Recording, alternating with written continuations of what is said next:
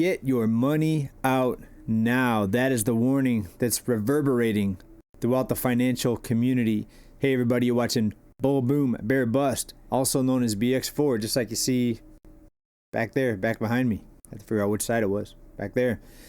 Welcome to another dose of economic reality, folks. Let's get into that. We're going to talk about a lot today. We've got major warnings on where this economy is at and where it's headed. But most importantly, we're going to talk about the banks. We're going to get to that just here in a few minutes. But first of all, another all-time high in the stock market. Several indices now at or near all-time highs, and it's not going to stop, folks, because they have endless fuel to put on this fire. Most of you know that by now. The question is, where does it end, and what's going to stop it? If you are on the side that says nothing will stop it, that the monetary stimulus is just going to continue forever, then you need to pile into the stock market. But if you know that every 8-10 years something big happens to bring the markets down, you might want to be just a little bit cautious right now. I'm not giving advice. I'm saying you might want to be a little bit cautious. The Dow Jones first close above 45,000. S&P 500 also new record. Tech stocks are surging, folks. Money can be made in this market, but with all the uncertainty, I, again, would urge caution. Let's see what happens here, especially with the new administration coming in, scheduled for January. I say scheduled because anything can happen. We've got major warnings out there now about the banks. Does the incoming president-elect not wish to keep the banks too big to fail? The president-elect disapproved of federal bailout for Silicon Valley Bank customers. That should be a warning for uninsured depositors at most banks. So what do you think about that? Do you actually believe that he's going to let these banks fail on his watch? I would bet 99.99% that he does not want the banks to fail on his watch. Remember, Silicon Valley Bank failed, took over, failed. That was under the current administration. So, of course, when it happens under someone else's administration, as a politician, you want them to look bad, and then you want yourself to look good. So you're not going to let these banks fail, because we know the economy is dependent on infinite lending. Once the lending stops, the economy drops. The term that we've coined here is banks are lending, people are going to be spending, and the economy is going to continue to grow. But sadly, when they talk about economic growth, they're talking about debt-fueled spending, right? That's what it's based on. So you see economic growth, you see the amount of money that was spent. So actually a high cost environment makes it look even better, because the more you pay, then the more they can say, look how much the economy grew, as most people get further and further into debt, to the point right now where most people never pay off their debt. Pretty sad. But what do you think about that? That's the warning coming out of Wall Street Journal. And it continues. Bank stocks have been up since election day. So have tail risks. Talking about the highs in the stock market. A lot of euphoria out there, but no caution really, except for a couple articles out there, news items like this that say, be careful, because the new administration does have some drastically different plans from what we're told. Now again, maybe we could just be being told that, and nothing that's being said actually plays out, right? If you believe what they say, go for it. I tend to not believe what they say, so I'm not freaking out over this news. I'm not pulling all of my money out of the bank. I don't keep all my money in the bank anyways. But what do you think about that down in comments? Is there a bigger risk now if the banks are allowed to fail, or to no longer have the endless life support that they've been promised thus far? Speaking of warnings, we have Foot Locker out there. Their shares are tumbling as it issued a gloomy holiday outlook, sees softness at Nike. So another retailer, we've seen these over and over again. Many of these are coming out every week about retailers warning about their profits, about the consumer softness. And we know that what's happening right now is very similar to prior to the financial crisis. Now, we started talking like this, like I'm talking today. We started talking like this back in 2019. And of course, we didn't know it was going to be a global health crisis that was going to come in and turn everything upside down. So instead of a deflationary recession, because of the response to that crisis, it's been an inflationary recession, depression for some people, depending on how deep in debt you are. Now let's jump over to this. What's happening over at Amazon? Amazon sued by DC Attorney General for allegedly excluding neighborhoods from Prime delivery. Now that's pretty interesting. As a company, do you have to deliver to every area? All right, so what about remote Alaska? Should they be sued for not delivering to remote Alaska? Right, when I sell things on eBay, I try not to deliver to Hawaii or Alaska because of the higher costs. But what if there's dangerous cities and dangerous areas? I apologize about the noise. I've got some friends in the backyard here. Friends of my daughter, I should say, and her family. Amazon sued by DC Attorney General. So should you be sued for not wanting to do business in a certain location or not wanting to deliver in a certain location? I actually disagree. I don't think a company should be sued for that. For example, if you're a delivery person and you have to go to, let's say, just the worst neighborhood with the highest crime, your company should have the right to say, no, we don't want to put our workers in that type of position. Now, was that what was happening in DC? Well, let's go ahead and take a look. It goes on here.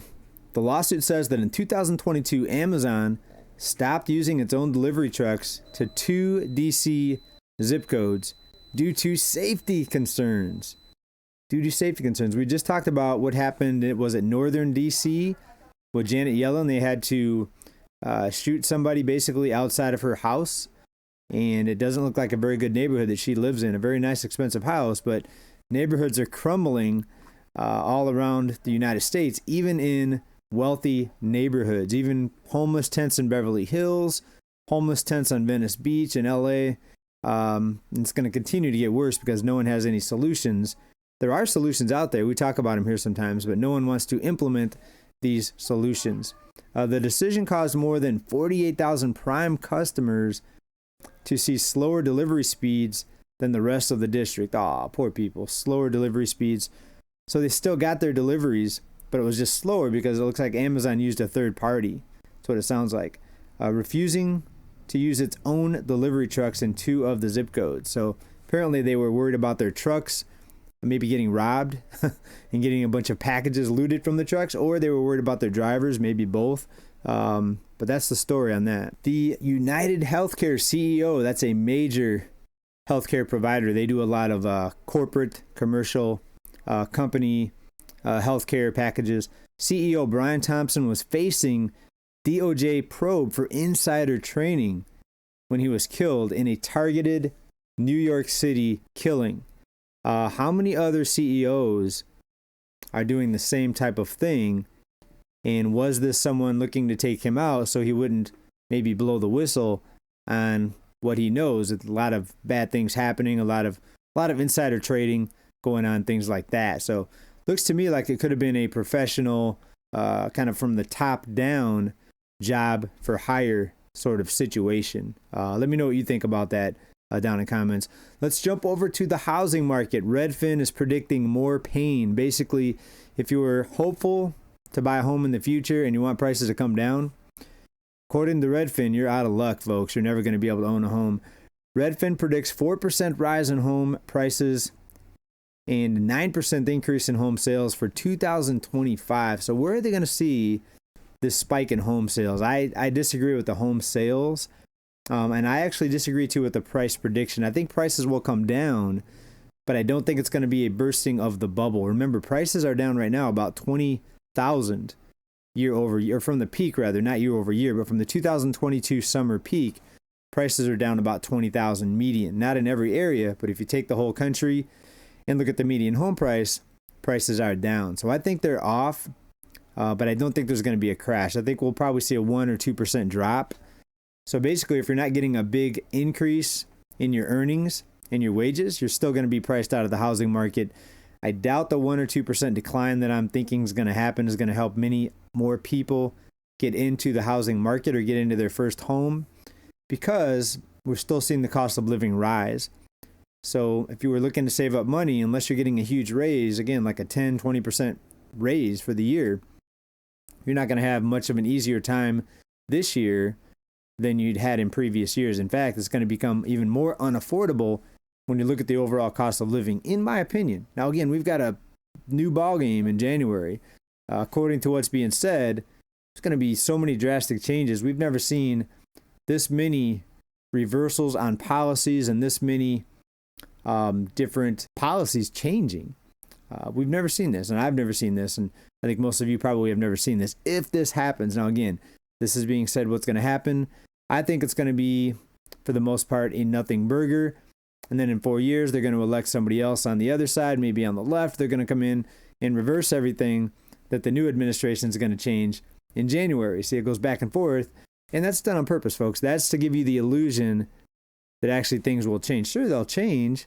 But then 4 years later, when the new side takes over, then they get changed back. And it's more debt. And it's more borrowed money. And it doesn't end, folks. And pretty much, unless something big happens, like a shock or a black swan, this is the direction it's going to continue to go. So Redfin not predicting any pins busting the housing bubble. In the meantime, credit card delinquencies, charge-offs rather, at 30-year high. Yeah, both delinquencies and charge-offs. 13-year high. Are they peaking? That is the question. Well, I don't think they're peaking because, remember, inflation is still going up. The cost of living is still going up. So why would they peak? They're going to continue to get worse. And all the numbers now are going to be surpassing the financial crisis numbers, but they're just going to keep throwing more money at the banks. So instead of being maxed out, a lot of people will still be able to spend. And of course, they need that to happen for the economy to look like it's continuing to grow. But there's warnings out there from some very well-known people. Let's talk about what Danielle DiMartino Booth said. She's asking, is the U.S. in recession right now? And why is she asking that? Because of the jump in bankruptcies. We talked about that just, 1 or 2 reports ago about how bankruptcies jumped, 16% year over year. So she's saying that it's looking a lot like prior to the financial crisis. And remember, we got it right last time. We said this in 2019 when the numbers started approaching financial crisis levels, that something was going to happen. Instead of a bank crisis, we had a different type of crisis, of course, in 2020. Everybody knows. But what's going to happen now? What's the next crisis? What's the next red alert that's going to cause a panic in the markets and maybe even well beyond the markets? It's going to be very interesting, that's for sure. Let's talk about new vehicle inventory. We've got Wolf Street out there giving a prediction, basically saying that prices are likely going to come down more as inventory balloons. Let's go ahead and take a look here. And as usual, Wolf Street gives us a beautiful chart here. New vehicle inventory at dealers and in transit, millions of vehicles. Look at this. So we're spiking just above 3 million now. And remember, in 2020, of course, we started seeing the huge drop in inventory with all the manufacturing shutting down and all the people with new stimulus wealth to go out and buy vehicles. Of course, we saw inventory drop below 1 million, folks. So now it's tripled, and we're now where we were back prior to 2020. So is this another indicator that we could start seeing a lot more softness in new vehicle prices? Now, some people say nobody's buying new vehicles. Well, no, that's not true. People are still buying new vehicles. Remember, without somebody buying new vehicles, there wouldn't be any used vehicles. Someone has to buy the new vehicles for that to happen. Sales are still up there because, again, banks are still lending. All right, and that's the key to all this, folks. It's infinite debt. Basically, if you look at the way this country's run, the United States is ran on a limitless credit card or an endless credit card or open-ended credit card. In other words, they can borrow as much money as they need. Right? No one ever thought that we'd be in $36 trillion in debt, 100 plus trillion unfunded liabilities globally, 400 plus trillion. If you look at the derivatives amongst the banks, you have in the quadrillions of debt out there that nobody even knows the actual numbers for. So this is what happens when you don't have any limit on the currency creation. And basically, it makes it impossible to predict exactly where things are going to go and what's going to happen. Nobody knows, right? Because if they stop the endless credit card, then everything comes crashing down. If they do what they did in 2020 and throw all kinds of fuel, all kinds of liquidity out into the system there, then you're going to see the cost of living, prices, markets continue to march higher. It's as simple as that. It's all about the money that is pushed into the problems, or the helicopter money that gets strapped onto the problems. I guess you could say that's another term that's been used quite frequently.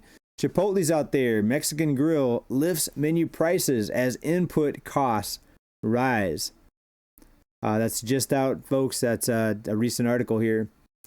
And just like we said right here, what happened, it wasn't a prediction, but it was just saying what was going to be obviously happening, right? There's no falling prices. There's no deflation overall. Now, in a couple areas, auto prices coming down a bit, home prices coming down a bit in some areas, but not all areas.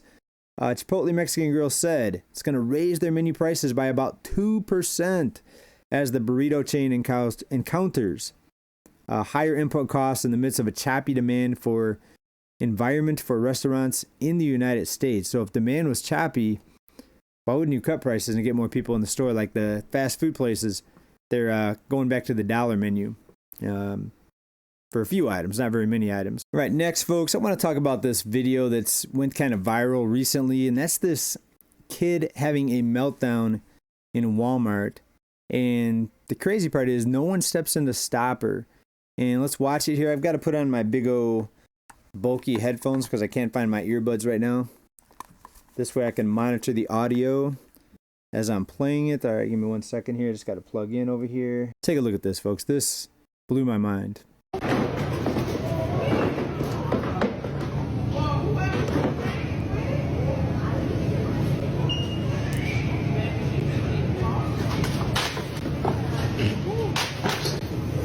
Where's the parents?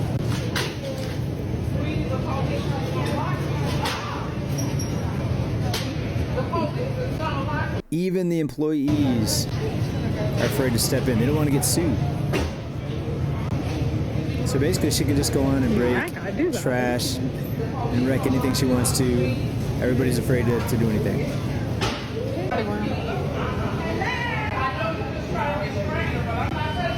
Okay, looks like some customers are trying to grab her.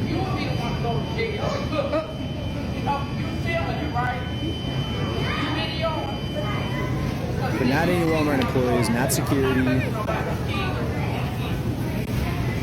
And this is just an extension of what we see a lot of stores doing. Like no security in California, people are stealing like crazy, mobs of people breaking into stores and stealing. And then everybody that actually wants to pay for their items pays higher costs because of this. And this is another thing as well. Destruction, look at this.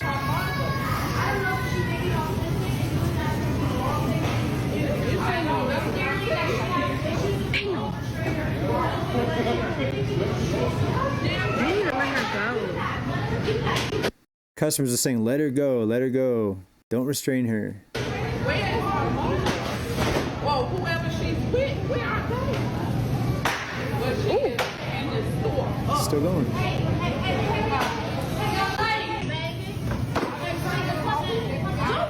Don't worry, it gets worse. Wine bottles. It looks like that simulation wine. They make it look like wine, but it's really juice.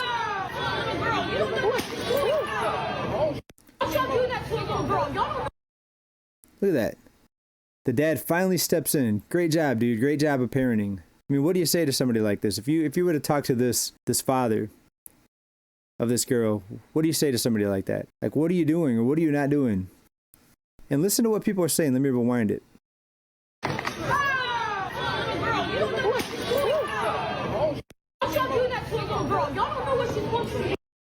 What are you doing to that poor little girl? Y'all don't know what she's going through. Somebody said that.